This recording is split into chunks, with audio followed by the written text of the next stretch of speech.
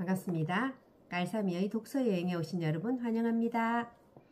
제가 오늘 여러분과 함께 나누고 싶은 책은 헤르만 헤세의 수레바퀴 아래서라고 하는 책입니다. 책 표지에 독일 문학의 거장 헤르만 헤세의 자전적 소설이라고 해놨습니다. 이제 자기의 경험이 한스 기벤라트라고 하는 아이한테 이제 투영을 시켜서 이 소설이 쓰여지게 되었는데요. 그 당시에 교육 제도에 대한 이제 여러 가지 문제점에 대한 이야기, 그리고 또 자녀의 양육에 대한 우리의 이야기들, 그리고 사회적으로 어떤 청소년이 성장하는 데 있어서 어떻게 해야 되는가에 대한 이야기를 해서는 이 책에서 하고 싶었던 것 같아요. 여기에 이제 수레바퀴 아래라는 이 부분에서 우리는 수레바퀴 아래 깔린 달팽이가 아니다. 어쩌면 우리는 수레를 끌고 앞으로 나아가야 할 운명을 짊어진 수레바퀴 그 자체인지도 모른다. 고향의 짙은 흙내음을 맡으며 다른 바퀴와 함께 어우러져 달그락거리는 가락에 맞춰 공동의 이상향을 향하여 흠겹게 돌아가는 수레바퀴 말이다. 그 수레 위에 꿈과 사랑과 역사를 싣고서 이제 이렇게 번역가가 작품 해설에서 해놨는데요.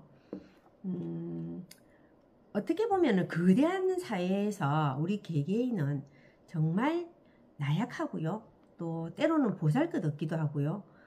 어떨 때는 정말 한심하기 짝이 없는 한 존재라고 느껴질 때가 있잖아요. 특히 청소년기에는 더 그렇지 않습니까?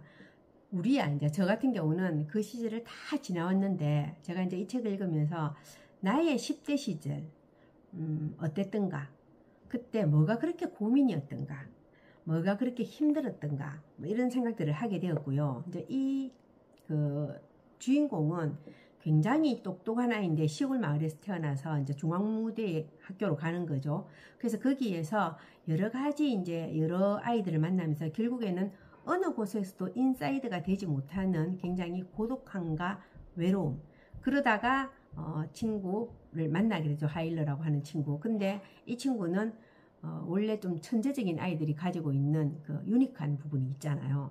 근데 기존의 질서에 저항을 하고 싶은데 그 기존의 질서에 이제 부딪히게 되는 거죠. 그리고 학교에서 퇴학을 해서 당해서 가게 되는 거예요. 그리고 친구를 이제 잃어버리게 되고 다시 친구를 또 사귈 수 없는 상황이 되고, 그러다가 신경쇠약에 걸려서 다시 이제 학교에서 이제 학교를 자퇴를 하고 고향으로 돌아왔는데, 그 고향에서도 또 어느 곳에서도 속하지 못하는 굉장히 힘든 시간들을 보내면서 기계공으로 이제 이렇게 취직을 하려고 배우다가 죽는데요. 이 죽음이 자살인 듯 자살 아닌 듯 뭐 이런 아주 이제 묘한 상태로 이제 끝맺음을 하게 되네요.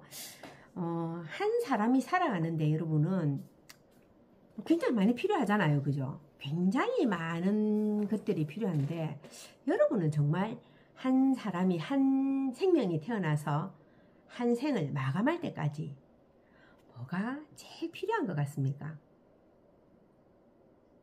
베티 영이라고 하는 영국의 그 아동심리학가가 학자가 쓴 책 중에서 아이 하나를 키우는 데는 마을 전체가 필요하다라는 책이 있거든요. 굉장히 많은 사람들이 영향을 미치지 않습니까? 우리는 알게 모르게 다른 사람한테 영향을 주게 돼 있고요. 또 알게 모르게 다른 사람의 영향을 받고 자라는 거죠. 그 중에서 헤세는 여기에 한스 기벤라트라고 하는 이 아이가 엄마가 없거든요. 예전에 봉준호 감독이 만드는 괴물이라는 영화에서 그 봉준호 감독이 인터뷰하는 장면을 제가 보니까 그 집은 왜 그렇게 됐느냐 이렇게 물어보니까 엄마가 없잖아요 하는 이야기를 한 적이 있거든요. 그래서 뭐 굉장히 많은 사람들이 있지만 그 중에서 아주 지대한 영향을 미치는 사람은 엄마라는 존재가 아닐까라는 생각을 했고요. 또 내 의지와 상관없이 엄마가 없을 수 있잖아요. 충분히. 그럴 때 누군가 자기를 응원해주고 지원해주고 지지해주고 믿어주고 그런 사람이 있다면 그 사람이 인생을 살아가는 데 있어서 좀 든든한 버팀목, 되지 않을까. 그랬다면 이 아이는 이렇게까지는 되지 않았을 것인데, 이상하게 작품 속에서 모든 아빠들은 좀 냉정하고 이성적이고 따뜻함이 조금 결여되어 있는 모습으로 많이 나오잖아요. 그죠? 그래서 이 책에서도 아버지는 그런 존재로 나오거든요. 그래서 여기서 이런 말이 있거든요. 아무튼 지치지 않도록 해야 하네. 그렇지 않으면 수레바퀴 아래 깔리게 될지도 모르니까. 그래서 우리가 수레바퀴 아래에 깔리지 말고 내 수레바퀴를 돌릴 수 있게끔 아이들한테 응원과 지지와 격려와 따뜻한 보살핌, 언제든지 네가 돌아올 곳이 있다라는 그런 메시지를 끊임없이 준다면 적어도 자기 인생을 살아가는데 좀 도움이 되지 않을까라는 생각을 했습니다. 여러분은 여러분의 자녀에게, 그리고 또 여러분의 이웃에게, 가까운 사람에게 그런 사람이겠죠? 그러리라고 믿습니다. 저도 그렇게 하도록 노력해 보겠습니다. 감사합니다. 아시죠 여러분? 깔삼이의 독서여행 구독, 좋아요, 알람 설정, 댓글은 저를 힘나게 합니다.